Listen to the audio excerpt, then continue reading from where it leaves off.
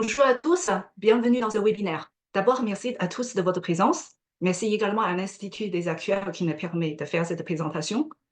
Je me présente rapidement, je m'appelle Léon Fitoussi, je travaille actuellement à l'ensemble protection sociale. Le mémoire que je vais vous présenter aujourd'hui porte sur la revue de modèles de taux et l'implémentation du modèle elle-même SAP. Ce mémoire, je l'ai soutenu en 2023. Je l'ai réalisé dans le cadre de fin de mon étude au CNAM, avec l'encadrement de mon tuteur académique, Olivier Demet, à qui je tiens à remercier. La présentation se déroulera en 4 parties. D'abord, je vais présenter rapidement le contexte et la motivation de ce mémoire, puis je vais faire un rappel rapide sur le développement théorique de taux et je vais expliquer pourquoi j'ai choisi le modèle MSAP. Ensuite, on entrera dans l'implémentation des modèles et je présenterai également les résultats. Je conclurai avec le contexte actuel à la fin. Commençons par le contexte et motivation. Ce mémoire est motivé par 2 constats. Le premier constat est l'évolution volatile des taux de ces dernières années et les impacts importants de cette évolution sur différents aspects des activités des assureurs. Ce graphique représente l'évolution du taux monétaire de la zone euro de ces dernières années. Si on examine cette évolution, on peut en effet la séparer en 3 phases très différentes. La première phase, c'est une période prolongée de taux faibles, voire négatifs, où on constate dans la recherche de rendements supplémentaires, des assureurs ont dû s'adapter leur stratégie d'investissement et se tourner vers les investissements plus risqués. Certains assureurs ont également investi dans les actifs alternatifs. On constate également des développements rapides des supports en UC. La deuxième phase est la période de Covid, c'est une phase de transition. Pour amortir les conséquences négatives de la crise de pandémie, les politiques monétaires restent accommodantes malgré les signes d'inflation déjà manifestés. Ces politiques monétaires et les autres mesures de soutien prises par le pouvoir public ont soutenu une reprise économique en 2021. Le secteur de l'assurance a enregistré des croissances soutenues. Cependant, ces mesures accommodantes ont également accentué les pressions inflationnistes. La troisième phase est la phase post-Covid, où la hausse de l'inflation post-pandémique a été accélérée par les tensions géopolitiques. Les banques centrales ont augmenté les taux directeurs à un rythme inégal, qui ont des répercussions rapides sur l'ensemble des taux obligataires. Normalement, une hausse de taux modérée a un effet positif pour les assureurs, avec par exemple la recherche d'un rendement plus facile. D'ailleurs, pour des compagnies d'assurance, en particulier les assureurs vie, s'ils ont un cap de duration négatif, la hausse de taux pourra même conduire à une amélioration de la solvabilité. Par contre, si on examine l'ensemble des situations conjoncturelles de cette période, on peut constater que d'abord, la hausse de taux était soudaine, et ensuite, elle était associée avec une remontée forte de l'inflation, et en plus, des perspectives de croissance économique étaient atteignées. Dans ces contextes, différents risques peuvent submerger. Par exemple, du fait de la baisse de pouvoir d'achat liée à l'inflation, du fait de l'intensification de la concurrence, ou en cas de modification des comportements des assurés, et si en même temps les actifs dans le portefeuille ne sont pas suffisamment liquides, le risque de rachat et le risque de liquidité peuvent augmenter. Le deuxième constat est la hausse de volatilité de taux. À la différence d'un marché d'actions, où les hausses de volatilité sont presque toujours associées avec des baisses boursières, la volatilité des taux est beaucoup moins directionnelle. Elle reflète plus l'évaluation de l'incertitude concernant des événements du marché et elle dépend fortement des changements de politique monétaire. Par exemple, dans un document de travail de Baran et Vorizek, ils observent que l'indice de la volatilité du bond atteint des pics lorsque un événement s'approche et diminue une fois l'événement est passé. Une autre étude réalisée par Swiss Re en 2023 a comparé l'indice MOVE avant et après que la Fed a lancé ses programmes d'achat d'obligations. On observe plus de variations extrêmes avant ces programmes et des baisses significatives après ces programmes. Selon cette étude, l'intervention de la Fed aurait considérablement réduit la volatilité sur le marché obligataire. Tandis que dans cette période inflationniste, les banques centrales étaient dans une situation délicate elle, face au dilemme de la hausse de taux, qui était pour réduire l'inflation, pourrait déstabiliser le marché financier. D'ailleurs, la nature de chocs actuels sont également plus complexes. Par conséquent, l'incertitude concernant leurs mesures ainsi que les impacts sur l'économie sont plus élevés. On s'attendrait donc à des hausses de volatilité des taux, et c'est ce qu'on observe déjà depuis 2022 avec l'indice MOVE dans ce graphique.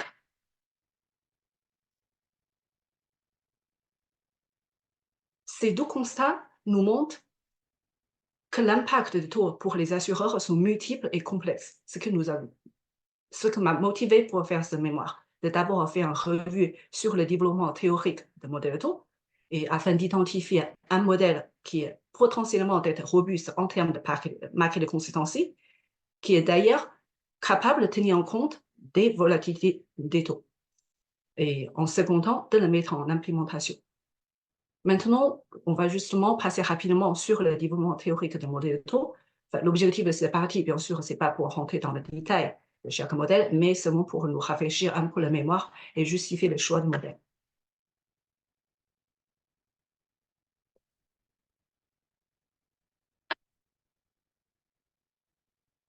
Avant le développement de modèles propres au taux, le marché utilisait déjà le modèle Black, proposé par Black en 1976, 3 ans après le modèle phare de Black-Scholes. Ce modèle repose sur le taux forward.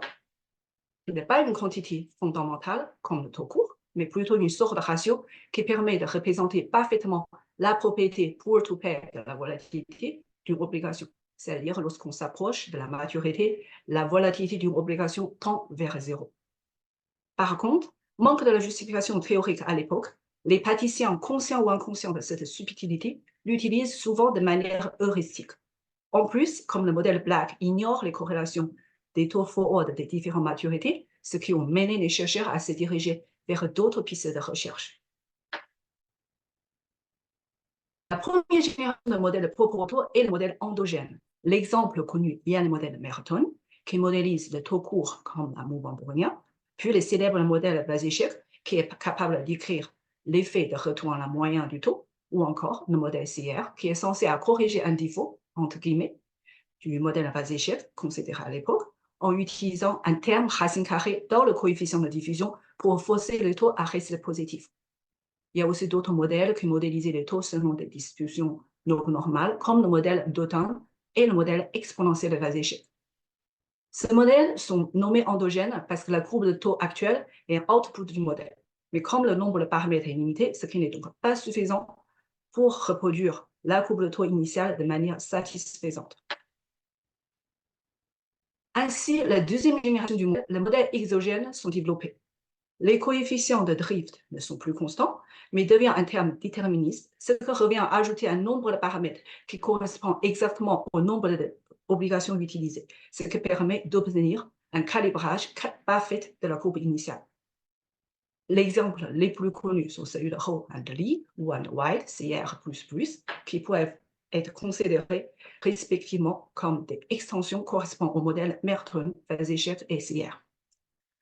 Tous ces modèles que nous venons de mentionner ne dépendent qu'un seul facteur, ce qui revient à supposer des corrélations parfaites entre les taux de différentes maturités, ce qui est irréaliste. Et ils sont incapables de modéliser toute forme de courbes de volatilité. Face à ces limites, de nombreux chercheurs ont proposé des modèles avec plusieurs facteurs. Si ces modèles ont pu représenter des formes de courbes de volatilité plus riches, il reste toujours difficile à apprécier des décorrélations de trop fortes de différentes maturités. En fait, comme Robenanto et Cooper ont montré, l'approximation de la structure de la covariance par un nombre de composants principaux limité est en quelque sorte tronquée. L'incapacité de produire des décorrélations rapides avec des maturités éloignées et une imitation intrinsique des modèles à taux court de dimensions faibles. En 1992, le modèle HGM a été proposé. Si les deux premières générations de modèles sont basées sur les taux courts instantanés, le modèle HGM modélisait directement les taux forward instantanés. Grâce aux techniques de changement de mesure, le modèle HGM a réussi d'apporter de rigueur théorique pour le modèle de Black que nous avons vu au début. Autrement dit, il est compatible avec la pratique du marché. Et en plus, il peut modéliser les taux forward installés des différentes maturités sous une mesure unifiée. Il fournit également un cadre très général de la modélisation de taux où tous les modèles exogènes que nous avons mentionnés peuvent être dérivés. Malgré ses élégances théoriques, il présente le problème de l'explosion de l'espérance du compte bancaire, comme pour tous les modèles n'augmenteront en temps continu. D'ailleurs, comme le taux forward installé est une quantité théorique qui n'est pas observable sur le marché, son calibrage est plus complexe. Le modèle LMM est inspiré et développé dans la logique du cadre HJM. Il modélise directement les taux Libor, qui sont des taux discrets et des titres négociés les plus liquides du marché, ce qui nous permet de résoudre les deux problèmes du HJM. Le modèle LMM devient rapidement le modèle de référence du marché. Par contre, la faiblesse de l'impossibilité de représenter les SMER et les screws de volatilité s'est manifestée dans le contexte du début du XXe siècle. Différentes approches, encore une fois inspirées par des pratiques de marché d'action, ont été proposées. Ces pratiques les plus utilisées sont les modèles à volatilité locale, les modèles de diffusion avec saut et les modèles à volatilité stochastique. Pour les modèles à volatilité locale, on peut distinguer les modèles non paramétriques. On y retrouve le fameux modèle du pire, ou même la forme de fonction du coefficient de diffusion inconnu. Le modèle paramétrique, comme le modèle displace de diffusion ou le modèle CEV, l'application de ce modèle dans le modèle du marché, il y a par exemple celui proposé par Brigot et Mercurio. Par contre, le modèle à volatilité locale ont une faiblesse commune, c'est la non-stationnarité du SMER de volatilité, ce qui le rend moins désirable. Le deuxième type est le modèle de diffusion avec saut. On retrouve par exemple le modèle proposé par Glasserman et Co. Pour ce modèle, souvent les valeurs de paramètres obtenues pour des maturités longues sont irréalistes, et aussi avec des processus de saut, c'est très difficile d'obtenir des courbes de taux forward lisses. Pour le modèle à volatilité stochastique, dans lequel la volatilité elle-même suit également des processus de diffusion, l'exemple le plus connu, bien sûr, c'est le modèle Houston. Les premiers travaux qui appliquent le modèle Houston dans le modèle LMM, il y a par exemple ceux de Anderson. Pour obtenir des solutions exactes pour les couplets et les swaptions, les auteurs imposent une corrélation nulle entre les deux mouvements browniens, des taux forward et de la volatilité. Par conséquent, il peut uniquement capturer les SMER de volatilité, mais pas le SKE. En fait, pour capturer les SKE, plusieurs solutions sont possibles. Toujours à partir des modèles à volatilité stochastique, on peut soit autoriser les corrélations entre le taux forward et la volatilité, c'est ce que exactement proposé par le modèle Wanzhang. Et pour garder la tractabilité analytique, les taux forward sont figés à la date 0. Ou on peut le combiner avec un modèle displace de diffusion, c'est ce qui est donné le modèle displace de diffusion stochastique volatilité LMM, connu aussi par DDSV LMM. Et enfin, on peut le combiner avec le modèle du type CV, et c'est ce qui est donné dans le modèle M-Sabre. Je tiens à préciser, cette slide reste assez synthétique. Il y a certains endroits, j'ai aussi fait des raccourcis. Pour plus de détails sur la revue, vous pouvez trouver dans plus de détails et aussi les références dans le chapitre 2 du mémoire. Ensuite, le choix de modèle. Pourquoi moi j'ai choisi le modèle M-Sabre? J'ai privilégié le modèle M-Sabre en considérant ces 4 atouts. D'abord, il fournit un cadre unifiant pour modéliser différents taux forward. Ça, c'est un des avantages communs de tout le modèle MM. Et en plus, ce modèle possède d'autres avantages. Par exemple, chaque paramètre du modèle a une interprétation économique explicite qui est parlante pour les praticiens. Puis, il existe aussi une approximation de la formule fermée qui est en général en mesure de fournir un très bon calibrage aux nappes de volatilité du marché. Et enfin, son implémentation est relativement facile. Entrons maintenant dans la partie implémentation de modèle et le résultat. Le modèle LM-Sabre est donné dans ce slide en 2 couleurs. La partie en noir correspond à un modèle du marché LM classique. La partie en rose est ce qui est en plus d'un modèle M-Sabre. Pour implémenter un modèle M classique, il nécessite 3 inputs. La courbe de taux initiale, les corrélations de taux forward et la volatilité instantanée de taux forward. Pour un modèle MM-SAP en plus, on a également besoin des corrélations de volatilité, les corrélations de forward volatilité, et aussi le volatilité, ce qu'on appelle aussi des vol-vol. Et après, il reste encore un paramètre bêta en exposant ici. Pour bêta, comme ce coefficient et le coefficient ρ, tous les deux, ils contrôlent la pente de la courbe de volatilité. Il existe de la redondance entre ces deux paramètres. La pratique, c'est souvent on fixe l'un et on calibre l'autre. Et si on choisit fixe bêta, c'est pour refléter la vision du marché. Et si on choisit fixe ρ, c'est pour simplifier la spécification du modèle. Le choix, il dépend vraiment de la qualité des données disponibles et du cadre de l'application. Dans ce mémoire, j'ai fait le choix de fixe bêta pour tenir en compte la possibilité de taux négatif. Il n'y a donc pas besoin de calibrer. Du coup, ça fait 6 éléments en tout. C'est ce qui est résumé en 6 étapes ici. Un autre point que je dois préciser, c'est que l'ordre d'estimation en pratique est légèrement différent que tel que présenté. En réalité, on estime d'abord toutes les corrélations exogènes et ensuite on calibre la volatilité instantanée avec le modèle SAPRE. Une partie de l'étape 3 doit être au niveau de 5 et 6. Je les ai rangés dans cet ordre pour deux raisons.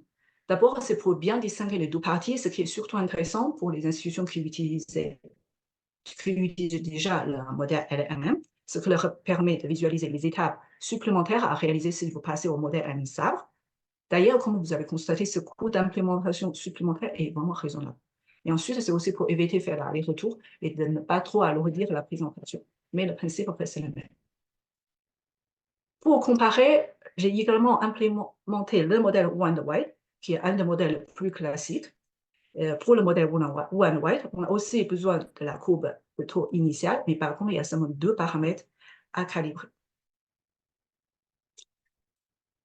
Concernant les données, pour tester la robustesse, on a appliqué le modèle avec deux ensembles de données qui ont des comportements différents, mais également représentatifs des évolutions de ces dernières années, c'est-à-dire fin 2019, où le taux était historiquement bas, et fin 2022, où le taux commence à remonter. Pour reconstruire les courbes de taux initiales, j'ai choisi le taux swap comme base d'instrument pour les deux modèles, le même type de choix que Neopa pour construire la courbe sans risque. Par contre, différent de Neopa, j'ai fait l'abstraction de l'ajustement de risque de crédit pour simplifier. On utilise également le taux swap, cette fois c'est historique, pour reconstruire les courbes de taux forward historiques qui sont ensuite utilisées pour estimer les corrélations. Et pour le calibrage des autres paramètres, j'ai utilisé le prédestination pour le modèle One-White et pour le modèle LM-SAPRE, j'ai utilisé le lab de volatilité de TAP. Maintenant, on déroule rapidement les implémentations étape par étape. La première étape, c'est la construction de la courbe de taux initiale. Il y a différentes méthodes. Le plus courant, nous avons Bootstrap, les méthodes basées sur le spin, les méthodes paramétriques. Une des plus connues, c'est le modèle NSS, Lewson, Siegel, Svensson.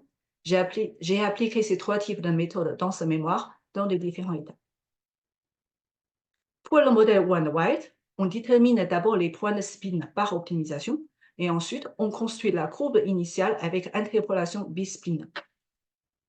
J'ai essayé deux versions, une version avec uniquement les taux swap de maturité liquide et une autre version avec l'ensemble de taux swap disponibles. Pour vérifier, j'ai recalculé les taux swap avec le courbe de taux obtenu. Ce que vous voyez à gauche, c'est le taux swap recalculé de la version avec uniquement les taux swap liquides. Et remarquez qu'ils sont très proches des taux de marché et la reproduction est globale bonne. Lorsqu'on utilise tous les swaps disponibles, c'est ce que vous voyez dans le graphique à droite, sans surprise, les taux sont mieux calibrés pour les swaps moins liquides. Par contre, les courbes de taux forward reconstruites avec un ensemble de taux swap disponibles présentent beaucoup plus d'oscillations. En fait, ça, c'est un phénomène constaté couramment dans les études empiriques, parce que les taux swap, ou de manière plus générale, les instruments cotés au marché, comme des caps ou des swaptions, leurs prix ne sont pas forcément mis à jour de manière uniforme, et c'est un désalignement temporel pour causer des problèmes dans l'estimation ou dans le calibrage. On retient donc la version uniquement avec l'instrument liquide, et ce même choix est appliqué dans l'ensemble du mémoire. Pour le modèle MSAP, on adopte une combinaison des spins cubiques et la méthode de Bootstrap. On obtient une courbe de taux avec les taux forward d'un an à 30 ans, avec un teneur de 6 mois, c'est-à-dire 1 an et demi, 2 ans, etc., jusqu'à 30. On a donc 59 maturités en tout.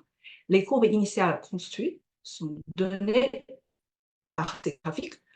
Vous pouvez remarquer que bien les méthodes soient différentes de celles de Wonder-White, le résultat reste similaire.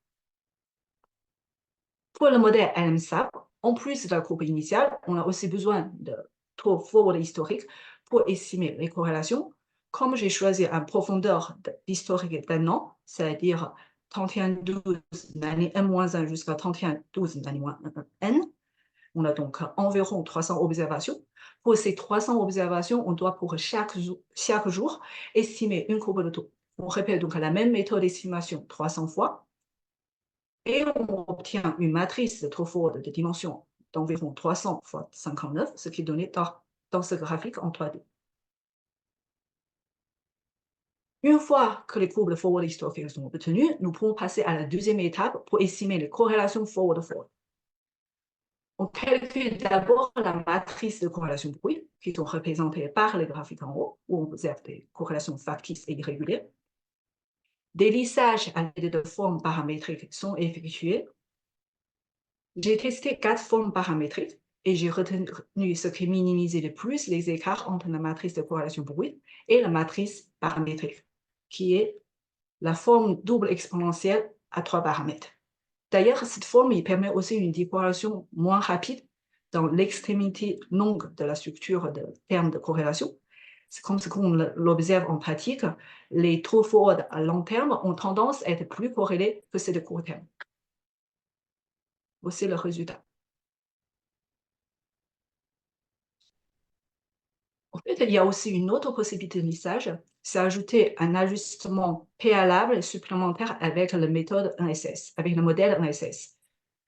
J'ai aussi essayé cette méthode, mais je ne l'ai pas retenue, parce que comme vous savez, le résultat de calibrage il dépend souvent des valeurs initiales des paramètres choisis. Comme on a autour de 300 observations, et donc on a 300 ensembles de paramètres à initialiser, si on sélectionne les valeurs initiales de paramètres une par une, ça va devenir rapidement bouton en temps. Et comme dans le modèle 1SS, les paramètres ont des interprétations économiques. Par exemple, le paramètre bêta 0, il peut être interprété comme le taux console, c'est-à-dire les valeurs asymptotiques des taux spot lointains. Bêta 1, il peut être considéré comme le spread entre le taux console et le taux court instantané. J'ai choisi donc pour le paramètre bêta 0, le taux tentant, et pour bêta 1, le spread entre taux 1 an et les taux tentants. Et pour les autres paramètres, j'ai utilisé la même valeur initiale pour toutes les observations. Ici, vous avez que les résultats qui sont représentés par ces graphiques. Comme vous pouvez constater, certains donnaient un lissage raisonnable, c'est ce que vous voyez dans le graphique à gauche et à droite. Par contre, certains non, c'est ce qu'on voit au milieu. Du coup, je conserve uniquement le calibrage avec les fonctions paramétriques.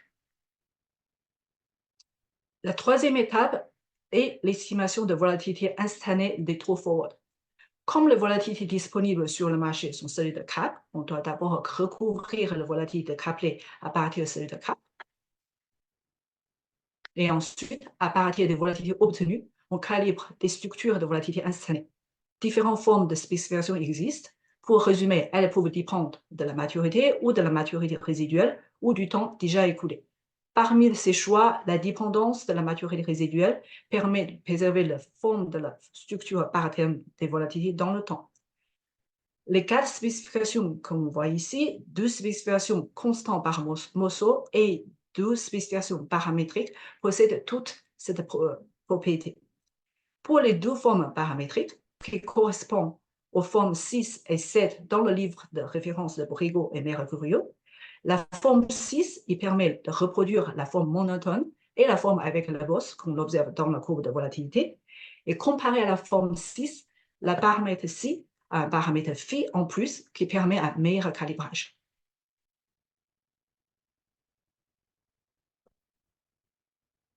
Les résultats sont donnés dans ce slide.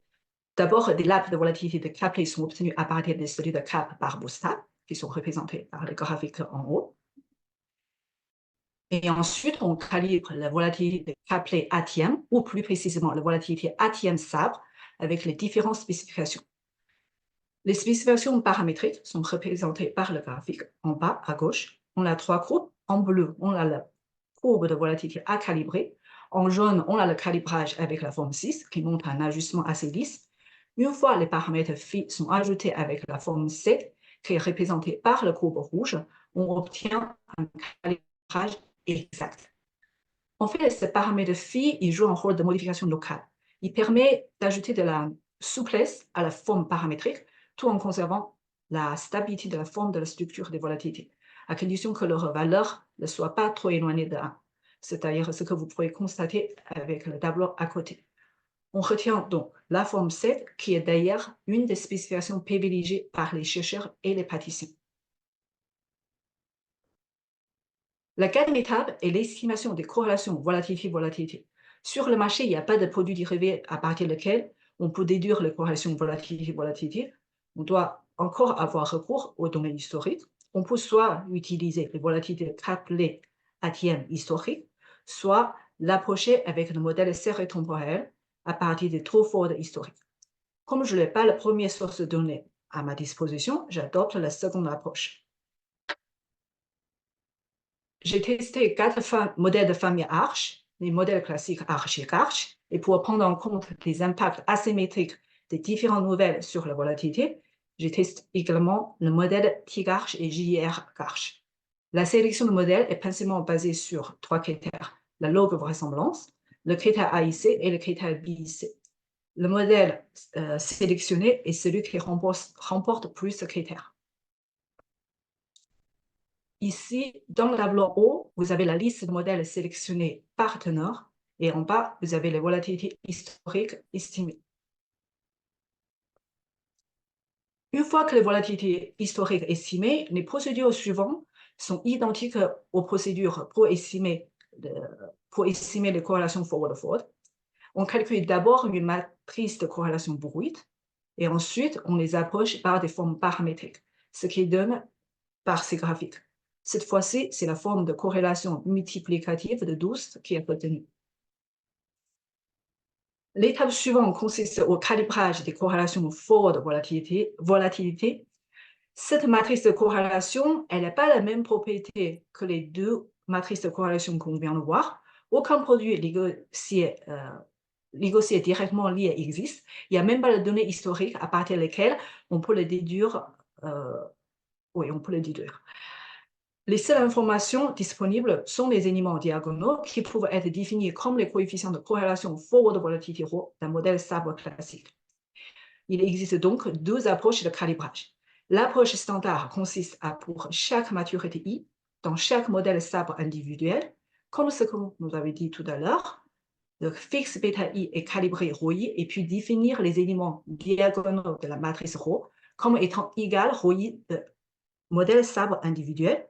Et on utilise donc la formule d'approximation d'Agan qui est donnée par cette équation, s'il s'agit de volatilité normale, ou cette équation s'il s'agit de volatilité de Black. La seconde approche consiste à définir cette matrice comme une matrice nulle. Bien que cette approche peut apparaître simplifiée, il donne également de très bons résultats, puisque dans ce cas-là, on calibrerait bêta. Dans ce mémoire, j'ai adopté l'approche diagonale. Comme ce qu'on avait dit, je dois fixer bêta égale 0 pour avoir la possibilité des taux négatifs. Enfin, concernant l'estimation de vol-vol, comme pour le ρ, le vol-vol sont issus d'abord de calibrage des modèles sabres avec la formule d'approximation. Pour la suite, les méthodes sont similaires à celles de volatilité instantanée. Une fois qu'on a tous ces éléments, on peut passer à la simulation. Pour les simulations des deux modèles, j'ai pris le schéma standard d'Euler. Ce choix est motivé par le résultat de test numérique de Kispoldi, qui montre que le schéma de Milstein n'apporte pas d'amélioration significative et que le temps de calcul est beaucoup plus lourd et ne compense pas le gain en précision. D'ailleurs, pour la simulation de LM-SABRE, pour réduire le temps de simulation, on procède d'abord à une réduction de dimension avec la technique zéro-ligne valeur propre. On retient seulement le 1 vecteur propre s'associant au 1 plus grand valeur propre. Selon l'analyse ACP, 4 vecteurs propres sont retenus pour les deux périodes appliquées. Enfin, nous évaluons les deux modèles en termes de market consistency. Les écarts entre les valeurs du marché et les valeurs du modèle mesurés par les RMSE, les racines de l'erreur quadratique moyen, en valeur et en pourcentage, sont résumés dans ces deux tableaux en haut à gauche. Vous pouvez constater que les écarts du modèle White dépendent des échantillons utilisés, tandis que les écarts pour le modèle MSAP sont très faibles dans les deux cas. Ce que peut également confirmer par le graphique.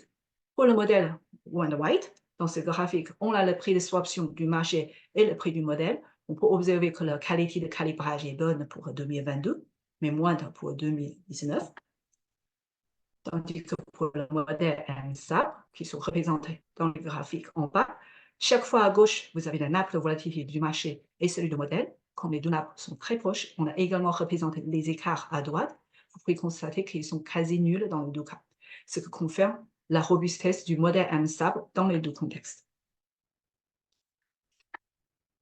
Pour conclure, ce mémoire a été écrit l'année dernière dans le contexte d'une forte remontée des taux. Alors, qu'est-ce que nous, on peut dire avec le contexte actuel? Après la crise Covid, nous sommes entrés dans une phase de hausse de taux avec des incertitudes assez élevées. Le risque de taux et le risque d'inflation étaient identifiés comme les premiers risques par les autorités en 2023. Comme noté dans le rapport de perspective de l'économie mondiale de FMI de janvier 2024, dans un contexte de l'évolution favorable de l'offre mondiale et suite au durcissement de politique monétaire, l'inflation a commencé à reculer et des baisses de taux directeurs sont anticipées par le marché cette année. Toutefois, la présidente de BCE, Christine Lagarde, a déclaré lors d'une conférence de presse après la réunion de politique monétaire mercredi dernier que même après la première baisse de taux, la BCE ne peut pas s'engager à l'avance sur une trajectoire de taux particulière. Est-ce que nous allons revenir sur une période normale ou sur une période de trop bas où nous allons entrer dans une toute nouvelle épisode? Pour être capable de gérer le plus de scénarios possible, nous avons besoin d'un modèle de taux robuste. Par ailleurs, certaines incertitudes nous laissaient à penser que la volatilité des taux resterait probablement plus élevée comparée à la période de taux bas. La première raison, et c'est ce que nous avons dit tout à l'heure, la volatilité des taux dépend du changement de la politique monétaire. Aujourd'hui, les banques centrales sont engagées dans la normalisation de bilan. Au début de la présentation, on l'a vu dans l'étude de Swiss Re, le fait que les banques centrales ont maintenu des taux bas aurait contribué à réduire la volatilité des taux. On s'attendrait logiquement à des volatilités plus importantes sur le marché obligataire en cas de retour dans un contexte normal. La deuxième raison est aussi liée avec la normalisation. Comme la Banque centrale a maintenu pendant longtemps leur bilan avec des actifs privés, certains spreads de crédit étaient rétrécis, certains signaux de prêt étaient biaisés. Le secteur privé était devenu dépendant de liquidités fournies par les banques centrales et se sont habitués à l'environnement de taux bas. Selon le numéro de mars de bulletin économique de la BCE, et aussi selon le programme de travail de l'ASPIR de début de l'année, en 2023, avec le coût élevé de crédit, l'investissement des entreprises et l'investissement immobilier ont été affaiblis. Le nombre de faillites d'entreprises a augmenté. Si le taux baisse, on s'attendra à des améliorations. Mais amélioration jusqu'à quel point? Il reste encore des incertitudes. Surtout des incertitudes liées à l'adaptation du secteur privé face à la normalisation. La troisième source d'incertitude est liée aux tensions géopolitiques persistantes entre les principales économies et le conflit dans le monde. La dernière source d'incertitude est liée aux changements structurels, par exemple le changement climatique, la transformation numérique et le vieillissement de la population. Nous savons que face à ces défis sociaux, des montants importants de capitaux sont mobilisés. Ces mesures, qui sont bien sûr bénéfiques à long terme, pourraient avoir des impacts structurants sur le niveau d'inflation et les taux réels à moyen et à long terme. Face à ces incertitudes, la prise en compte des volatilités nous semble indispensable dans la modélisation des taux. Je souhaite terminer cette présentation par une phrase de Robin Lantoéal. Nous savons qu'aucun modèle n'est parfait. Selon Robin Lantoéal, pour qualifier un bon modèle, un objectif plus réaliste, c'est de voir s'il permet de réduire l'incertitude à un minimum acceptable en utilisant plus des informations économétriques disponibles possibles. Nous pensons que c'est bien le cas du modèle Elmham-Sarr. Maintenant, passer à la partie questions. Une question de Christian. À votre connaissance, ce modèle est-il largement utilisé dans les salles de trading par le marché? Oui, oui, ce modèle est largement utilisé sur le marché et également dans la gestion de risque parce que justement, ce modèle il est très robuste pour la couverture comparé les autres modèles auto. Ah, très bonne question de Serge. Pourquoi avez-vous choisi de calibrer sur le cap et pas sur la swaption? Dans, dans mon mémoire, je pense dans le chapitre 3, il y a une partie qui est...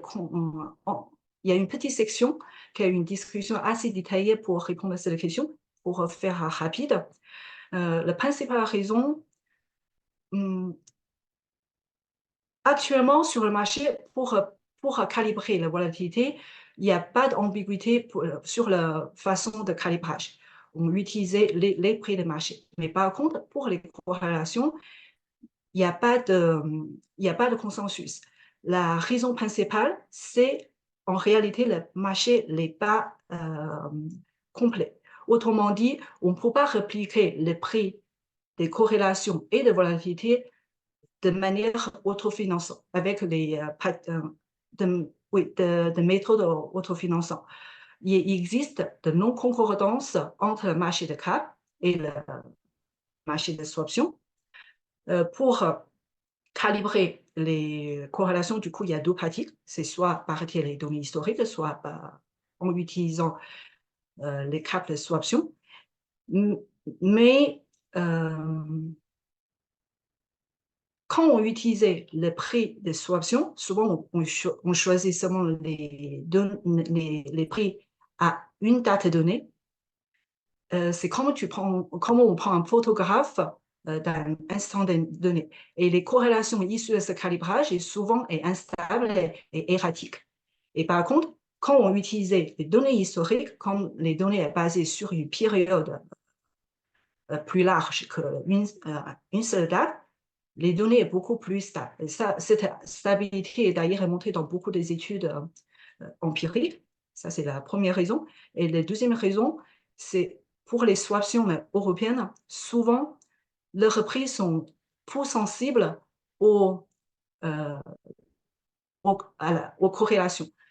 Les prix obtenus à partir d'une corrélation simple et des corrélations complexes sont souvent très proches. Du coup, si j'utilise les corrélations issues des données historiques, ça permet d'apporter des caractéristiques réelles sur le modèle et en même temps, ça permet de conserver la qualité en termes de marqué de consistency. La question de Vincent, oui, j'ai utilisé même bêta. Exactement, j'ai utilisé même bêta parce que dans les deux, j'ai utilisé bêta égale 0 pour avoir la possibilité d'être négatif. Oui, très bonne remarque, Serge. Je pense que c'est en réponse de ma réponse de tout à l'heure, mais compte tenu des liquidités des swaptions comparées au cap, je devrais vous donner un peu plus d'infos. C'est possible. J'ai une autre raison que je n'ai pas utilisé la swaption, c'est que je n'ai pas cette source de données à ma disposition. Serge, autre question, je pense qu'un point de vue modèle, par contre, le modèle est beaucoup plus robuste que OneDrive. Oui, je suis tout à fait d'accord. Avez-vous fait une comparaison avec le modèle d'IDSVM? Non, je n'ai pas fait de comparaison avec le modèle d'IDSVM. Et d'ailleurs, c'est une étude que je souhaite le faire. Mais comme j'avais fait cette mémoire en dehors du temps de mon travail, rien que pour mettre en implémentation ce modèle, ça m'a pris beaucoup de temps. Du coup, je n'ai pas encore eu le temps de le faire, mais à l'occasion, j'aimerais bien. OK, encore une question, mais c'est, compte tenu du temps de calibrage et quelle fréquence envisager en partir pour recalibrer? Alors, le temps de oui, effectivement, je pense que ça, c'est un point faible de modèle, elle aime ça pour comparer à OneWeb parce que le temps de calibrage est un plus important. Mais par contre, en assurance, souvent, la fréquence de calibrage est trimestrielle, du coup, je pense que c'est pas très problématique. Du coup, oui, pour une fréquence, trimestrielle, il y aura aucun problème. S'il y a pas d'autres questions, je pense qu'on peut s'arrêter là et si jamais vous avez d'autres questions, n'hésitez pas de m'envoyer un mail, ça sera avec un plaisir de vous répondre et je vous souhaite à tous une très agréable après-midi.